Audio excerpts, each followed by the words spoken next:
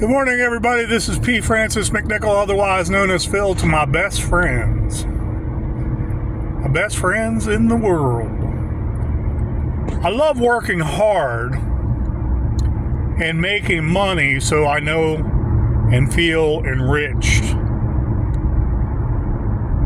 And there are so many more things I would like to do with a lot more money. And it's not for me. Yeah, some of it you could say long-term would be for me and family.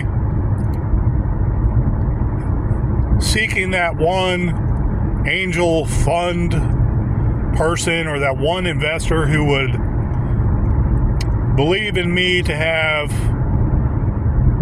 I want to say, unlimited funds that would be monitored and wouldn't be used in an unlimited manner while I make a movie.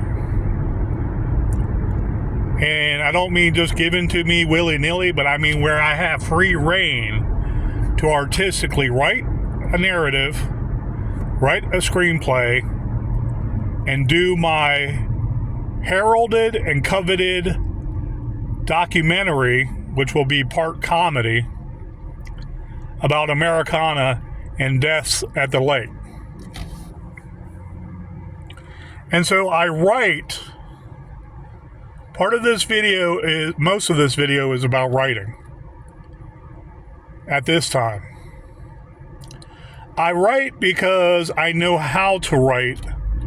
And in the longer game, I see a picture that is not like piecing things together in, I want to say, constructed, rudimentary building block way.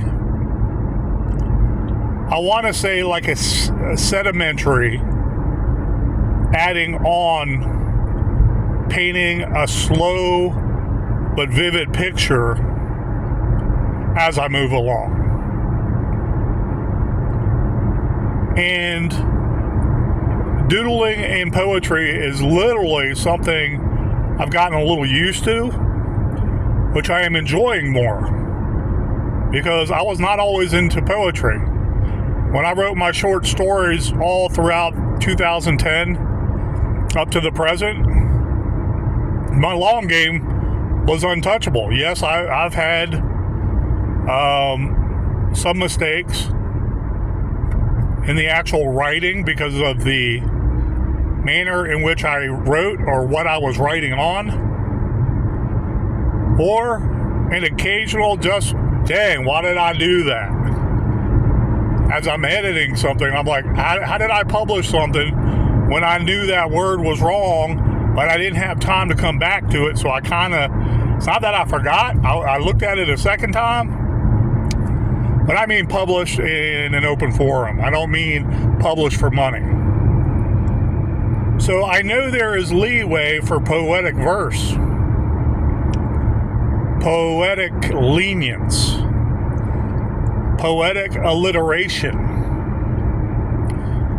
poetic,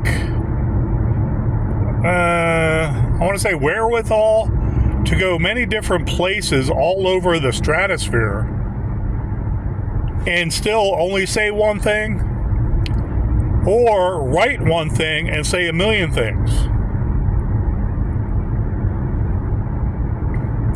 And writing on Facebook kind of, I want to say, enlivened me to study more, to work more on alliteration, to work more on an expanding vocabulary.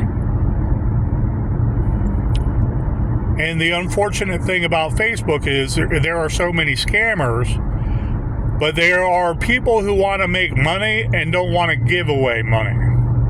And I'll explain that.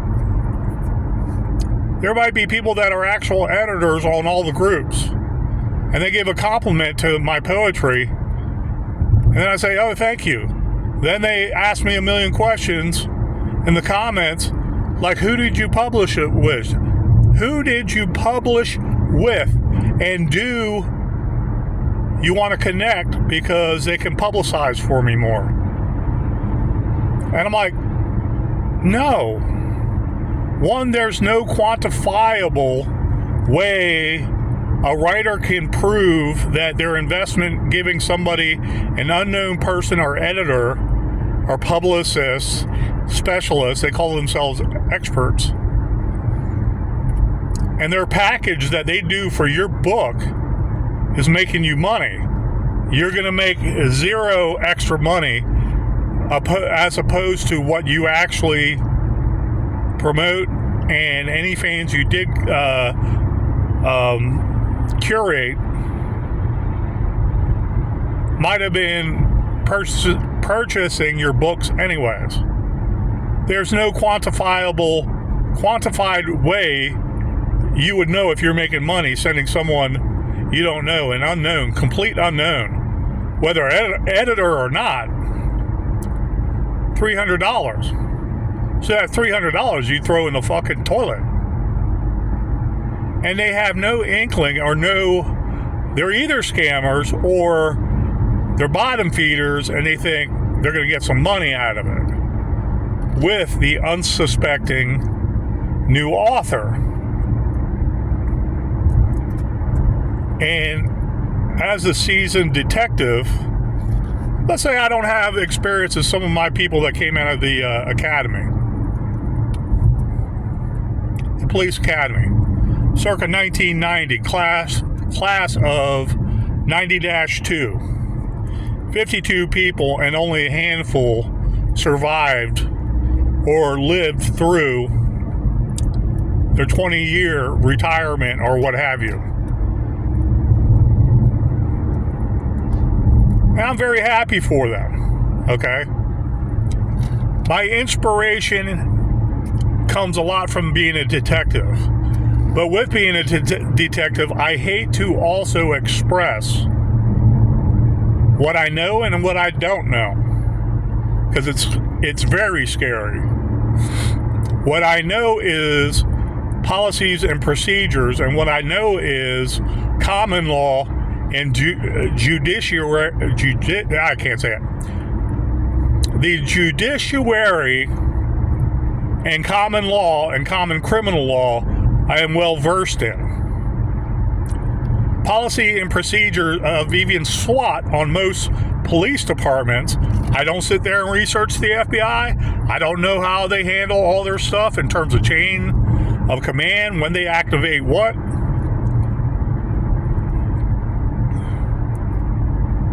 But it usually stems from an agent detecting. And I hate to explain to people that I have interchange with in these groups, get lost. You're a joke. Don't let me do a URL check on you that will bypass even Facebook and find out where you are, and Google.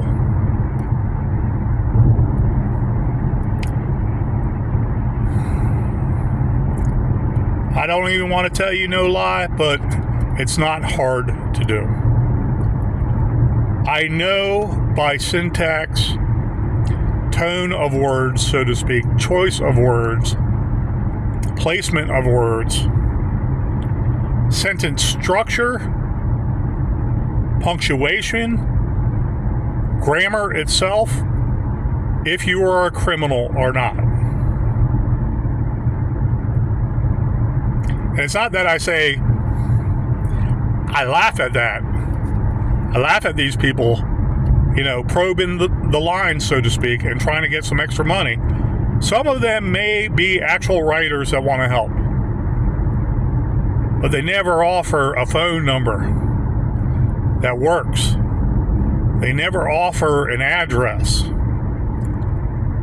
And do you know geographically there are addresses that are used in some states more than others because they're scammers and they can get away with mail fraud?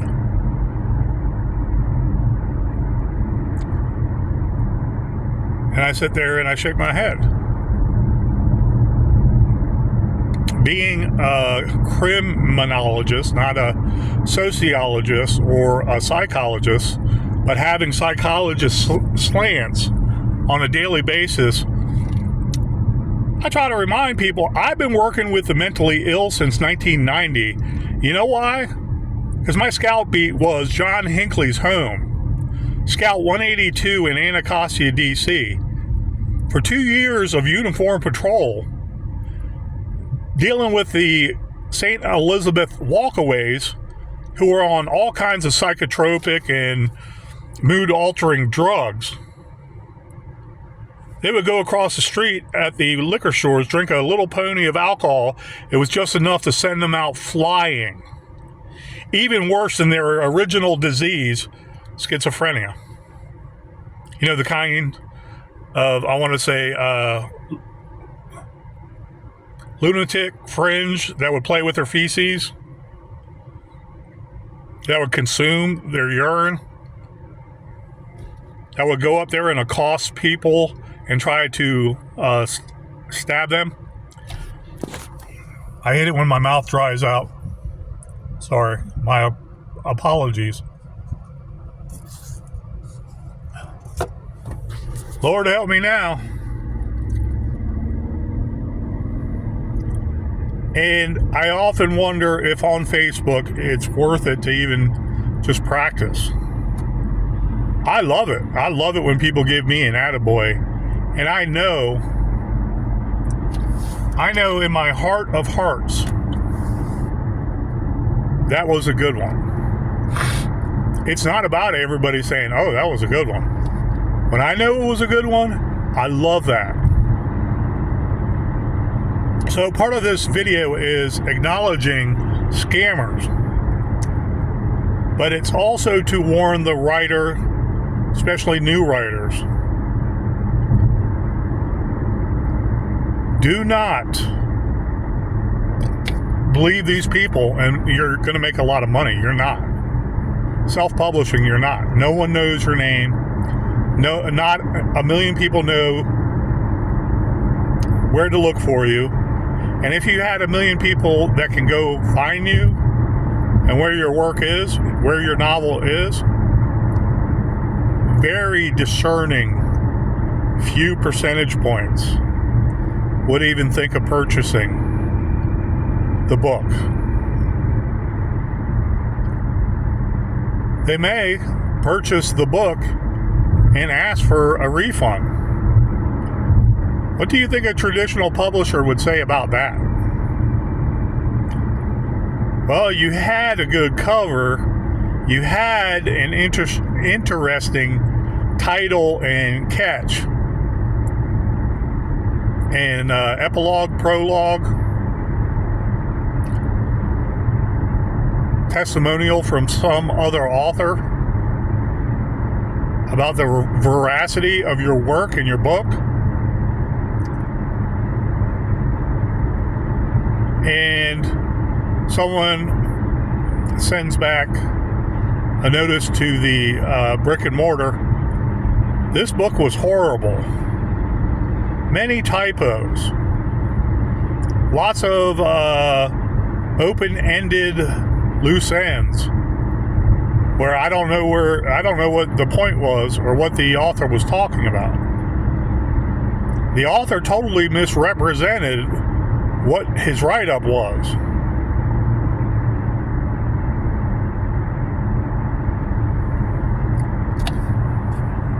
And you still, a little bit of money, tiny.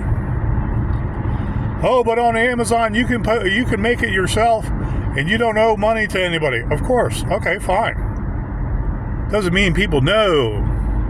What you're doing is joining groups on Facebook full of a lot of scammers and some writers that want to write, and their dreams and aspirations are to write, but they're not well known.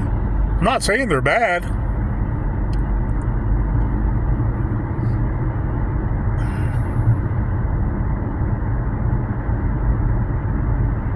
And that's what Facebook is. So when I am studying and I research synonyms and I research colloquial words looking for the word I have in mind, but colloquial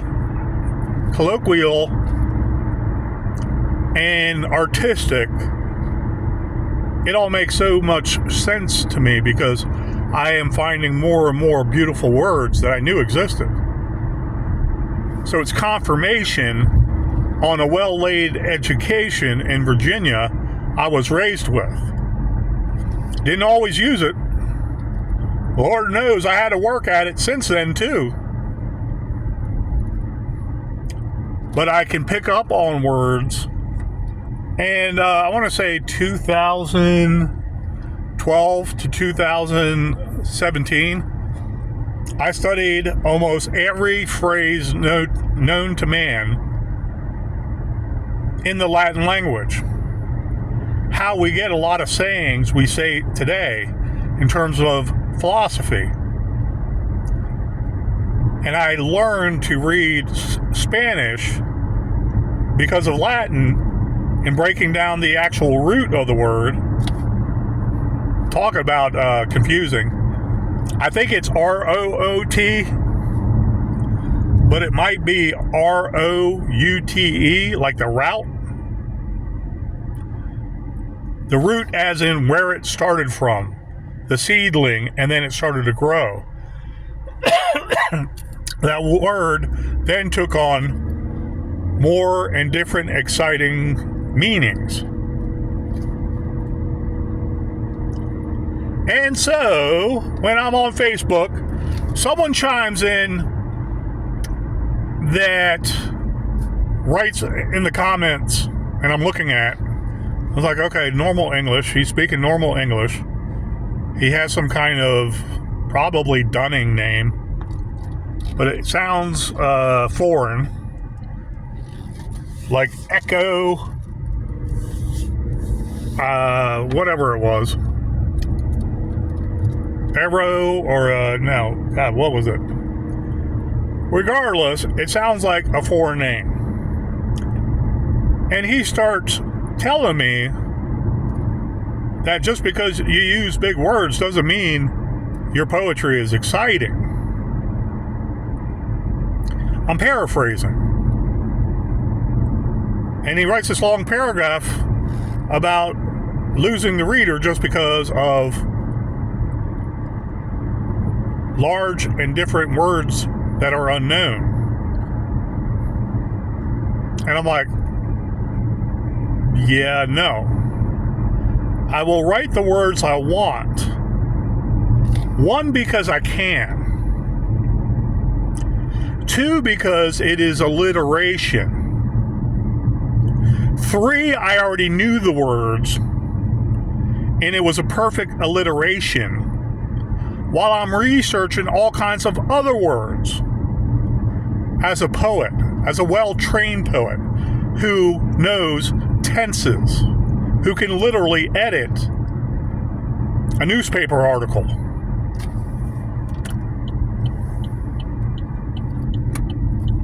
And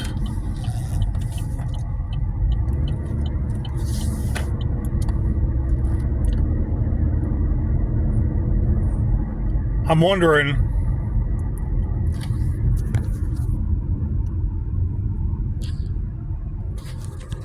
pardon me, I'm wondering why is it that this guy is here, he just wants to chime in a somewhat negative way.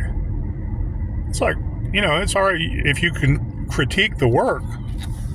Say some of the alliteration, I found, I understand it, but I was thinking maybe it would lose the reader. And give some good points, too. Some of the alliteration was very visual because it took place in the woods and appeared very natural. All right, thank you.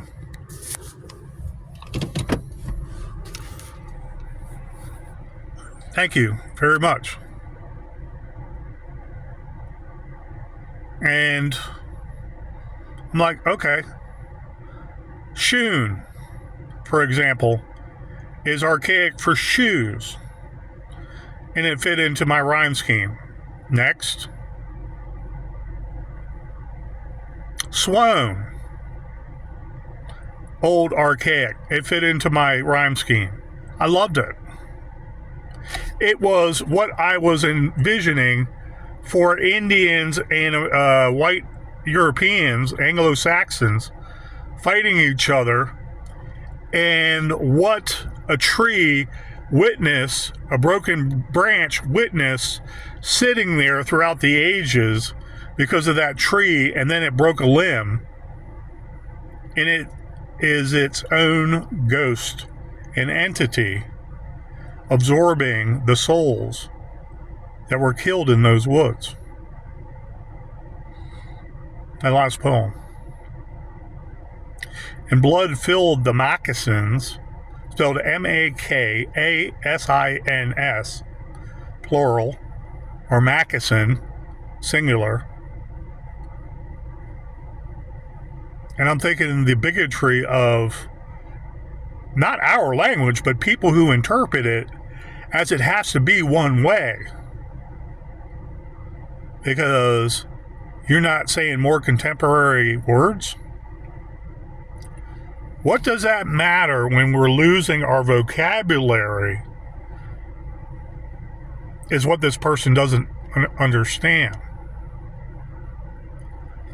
The idea of the English language is to know as much as possible so that you can deliberately write and alliterate exactly what you want, giving a reader in the future, immediately, of any race whatsoever who knows English, any creed of people, the ability to understand with that large vocabulary in their minds and learning as they go, like we all might be.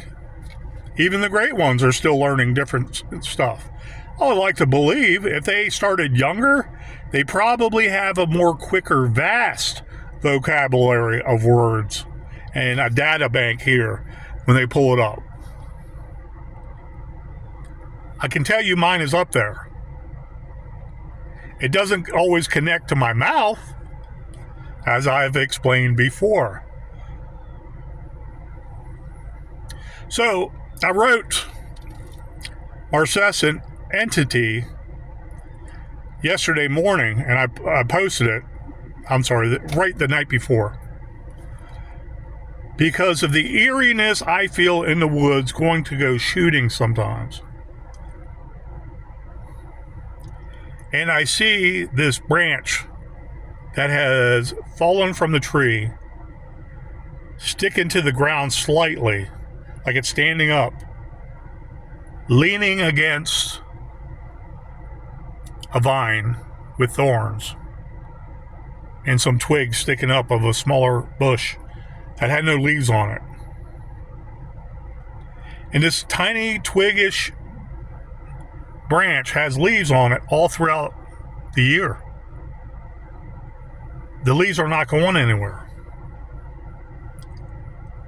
So that dying, dead ghost part of a tree is sitting there, a witness to life and the loss of life.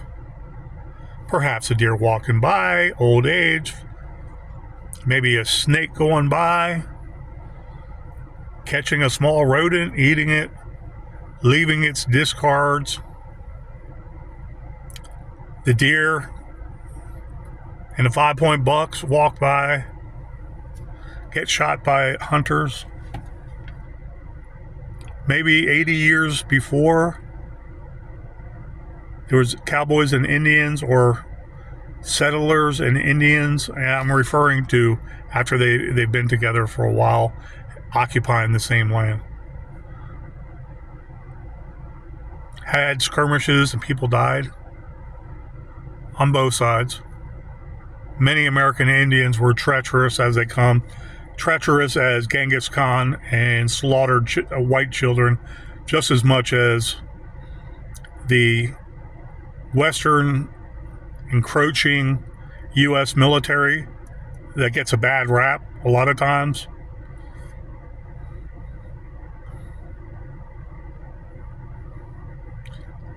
I digress, but I wanted to show something in the past too, and how this darker tree limb just sits there, and I see it. I see it, and it's sitting there just out of all this gray and this brown wood of the winter, sitting there like a black hole.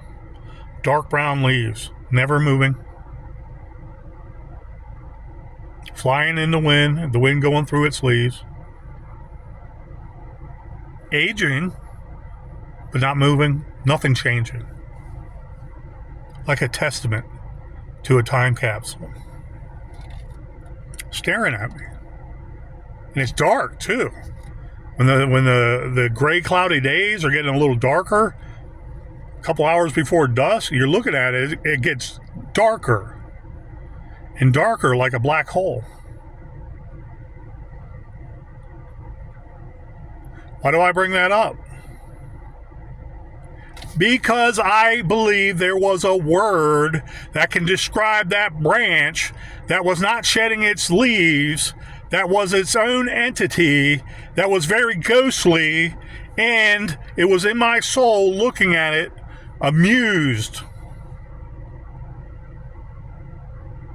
Like it was its own portal into time. Like a black hole. You're looking at a black hole and you wonder what's in it. Why is the abyss staring back at me? Because no one would have noticed this before.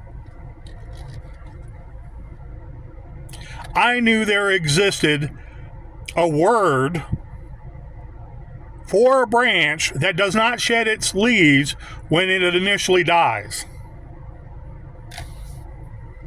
Marcescence. I looked it up. I researched these words. It fit well, and it felt well in a rhyme scheme. And I want people to enjoy it.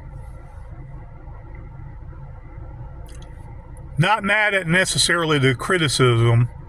I was mad at the needling that ensued because he was just trying to bust balls and evidently thinks he's one of those gatekeepers or very established. He might be Stephen King for all I know with a dunning name, a fake name to you and me. Skip tracers and bill collectors, they use dunning names. They don't use their real name. Or they'll just come out and use an operator's number. But this jerko wanted to pluck a nerve, keep on going back and forth with me. I'm using archaic words. I lost a reader. Therefore, I am not valid for doing a poem. And the poem itself is not valid. And I say to myself, why have a renaissance in the English language and poetic verse and the long game and novels? Any artistic writing whatsoever, the digital arts I call them, not necessarily creative writing, but the digital arts because of each individual digit conveying a message, a visual picture, so to speak. How we read and then our mind fills in the rest is the visualization, the digital arts, which I take with pride to mean even more succinct than creative writing. Because then people say, oh, you're just a writer. Nothing could be further from the truth. Writers incorporate all their feelings in their words and invite people into a very intimate scene. Some paintings are very nice and beautiful, but it doesn't mean all paintings are intimate. See what I mean? Very beautiful paintings. I could never understand how the artists came to them. Maybe schooling, maybe starting very young and working at different things that they saw too in the painting world. whatever the medium is, it's painting, and I can study that too. I'm an author. I study things as a practicing poet and very experienced detective and prolific author. And I don't say that lightly. What I say is Facebook has a lot of these people there that are scammers, or they have a book out or two, most likely vanities. They publish it themselves, and they want to run off people. Just like the MySpace days. It's like,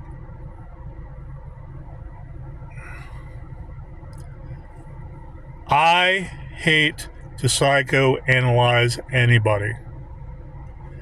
One, if I'm corrected and I was wrong, I can admit it. But that's not nice. But even more importantly, I hate being right. Being a criminologist and knowing the psyche and the psychology of an elitist mindset, a gatekeeper mindset.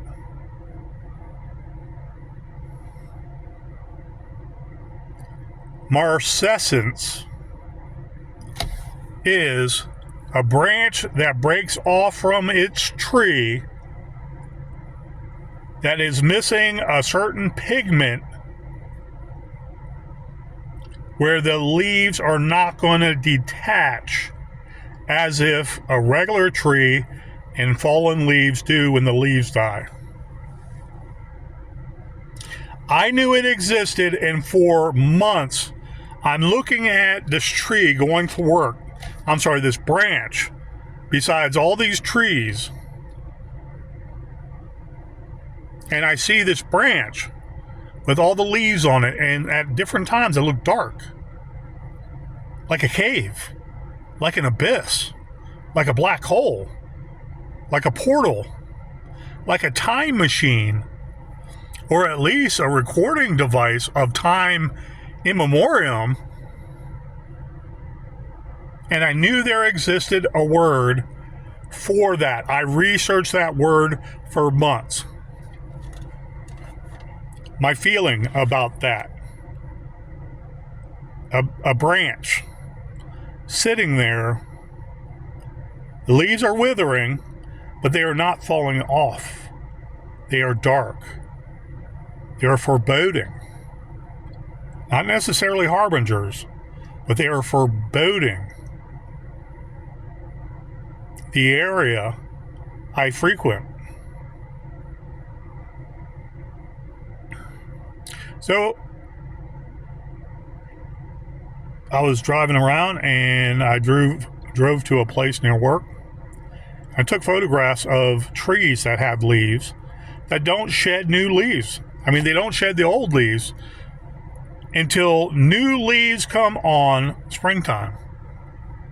Those trees are Marcescent. So, with happiness comes criticism. I loved what I wrote, and I take nothing back from what I wrote. Marcescent Entity. Because that original fallen branch that sat there, and everybody thinks it's, like one of the lizards lost its tail, it grows back. It does that as a defensive mechanism because the predator was at least eating a tail, but the whole host body lizard got away scot-free. Maybe it's a gecko. I have the ability to research that too. And as writers, we have the ability to keep on incorporating more and more and more. Therein, my point is most made when I say our language needs to expand more. In the 21st century, because of online instant gratification and online steward gatekeepers like this person who loves attacking other writers.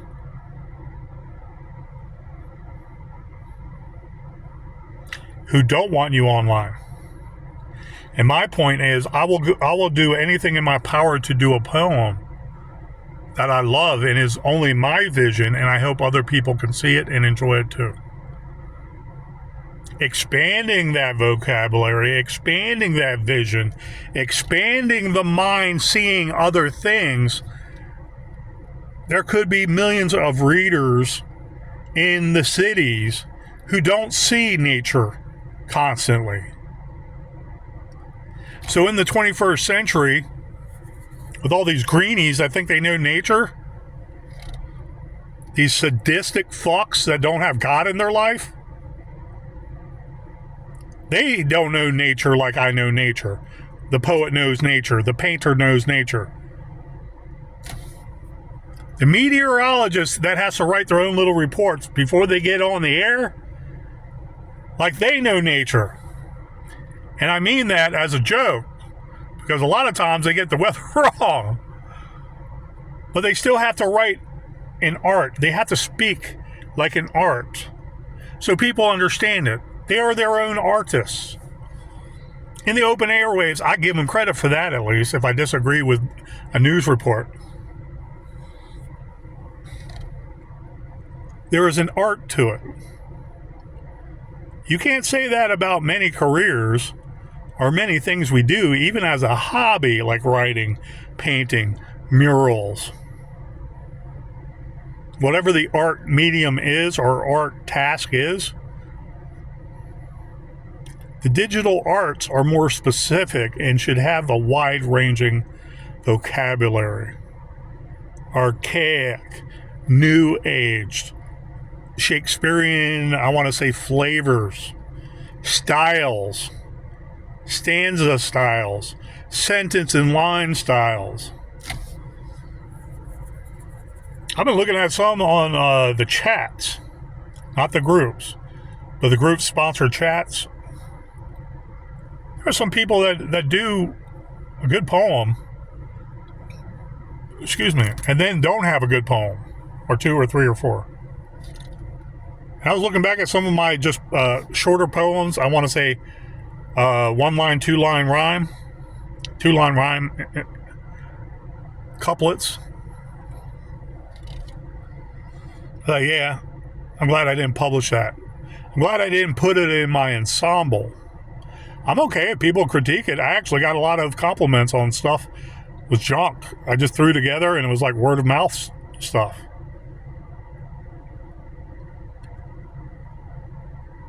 In short, we as writers and artists present a story and a picture. Both synonymous. I love painters and how they see things. I love it. Not a thing jealous. I don't care if they're millionaires. I don't care if they exceeded in their art and they've been studying art all their life and they are actually the real deal. Who is seeing it from beginning to end in a professional light. I love it because they see a lot of things, like one of my old friends, Paul. Saved my life, got me off the streets when I was homeless. For a year at least. I'm in debt to him, not only because he got me off the streets, but because him as an artist walked the walk when he talked the talk. He wouldn't talk the talk either out of line. I mean, when he was talking to other stewards of art, knew exactly what he was talking about. The history involved with the artistic condition of man. He knew everything there was to know about every art since time immemorial. My point is, as an author, it might be farther ranging, but you still have the same duty and entitled forbearance, and responsibility to do so. 21st century Renaissance is what I'm about. With that inspiring of the mind and the soul and the heart and relationships and love between people. Pain between people. War between people. Hate between people. The love between a mother and her child, people. The father who dies for his daughter, people. War is hell. Okay, whoever wrote that, I've heard it time immemorial, so I don't think I'm plagiarizing. War is hell. Life is heaven. Hate is dirt that sifts and blows in the wind, while a teardrop quenches the soul, swallowed.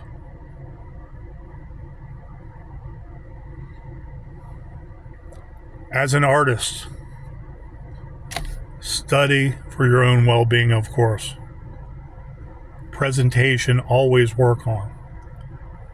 But always build up that vocabulary in your mind so you see what you're seeing and you enlighten other people too that might not know the words.